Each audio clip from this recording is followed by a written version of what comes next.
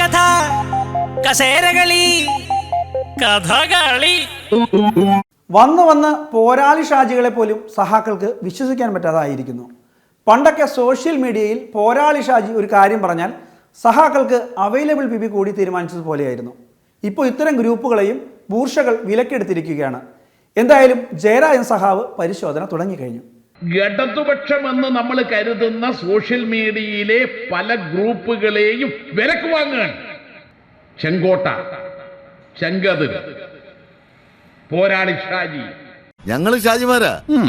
ഞാൻ ഷാജി സുകുമാരൻ. ഞാൻ ഷാജി ജോർജ്. കിടന്ന പേരാണല്ലോ ഷാജി. പിന്നല്ലാതെ ഇവിടെ ചിലവന്മാർക്ക് പേരിടും. എന്റെ അഭിപ്രായത്തില് കേരളത്തിലുള്ള എല്ലാവരും ഷാജി എന്ന് പേര്.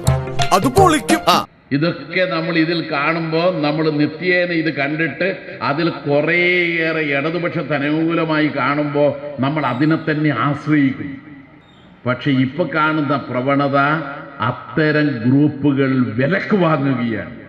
അത്തരം ഗ്രൂപ്പിന്റെ അഡ്മിന്മാരായി പ്രവർത്തിക്കുന്നവർ, ചിലപ്പോൾ ഒരാൾ മാത്രമാവാം അഡ്മിൻ, ആ അഡ്മിനെ വിലക്ക് വാങ്ങുകയാണ്.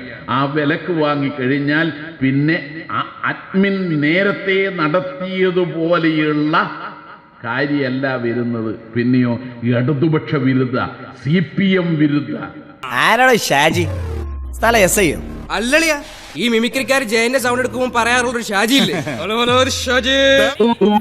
തെരഞ്ഞെടുപ്പൊക്കെ കഴിഞ്ഞതോടെ പിണറായി സഹാവ് വീണ്ടും പഴയ വൈബിലേക്ക് മടങ്ങി വരികയാണ്. പഴയ നികഷ്ടജീവിയുടെ സ്റ്റാൻഡേർഡിലേക്ക് എത്തിയില്ലെങ്കിലും വിവരദോഷി എന്ന് പറഞ്ഞാൽ അത്ര മോശമൊന്നുമല്ല കേട്ടോ. എന്തായാലും പഴയതുപോലെ അടിച്ച് കയറിവാ സഹാവെ, അടിച്ച് കയറിവാ. ഒരു മാധ്യമത്തിൽ പഴയ ഒരു പുരോഹിതൻ്റെ വാക്കുകൾ കാണാൻ കഴിഞ്ഞു. പ്രളയമാണ് അന്ന് ഈ സർക്കാരിനെ വീണ്ടും അധികാരത്തിലേറ്റാൻ ഇടയാക്കിയത്. ഇനിയൊരു പ്രളയം ഉണ്ടാകുമെന്ന് ധരിക്കേണ്ട എന്നാണ് ആ പുരോഹിതൻ പറഞ്ഞതായിട്ട് കേട്ടത്.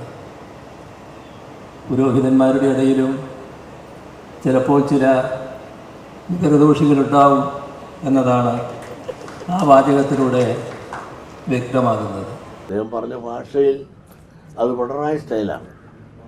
ആ പിണറായി സ്റ്റൈൽ അത് പറയുമ്പോൾ നമ്മൾ അങ്ങനെയൊക്കെ പ്രതീക്ഷിച്ചാൽ മതി. തകിയുടെ ഭാഷയിലോ മറ്റ് സാഹിത്യ ഭാഷയിലോ ഒന്നും പറയാൻ പിണറായിക്കറിയില്ല. വെറുതെ തുമ്പെ കൊണ്ട് കല്ലെടുപ്പിക്കായിരിക്കും. അതങ്ങോട്ട് ഒഴിവാക്കിന്റെ മേന്നെ അവനെ കൊണ്ട് പറ്റണതല്ല അവന് പറയാൻ പറ്റുള്ളൂ.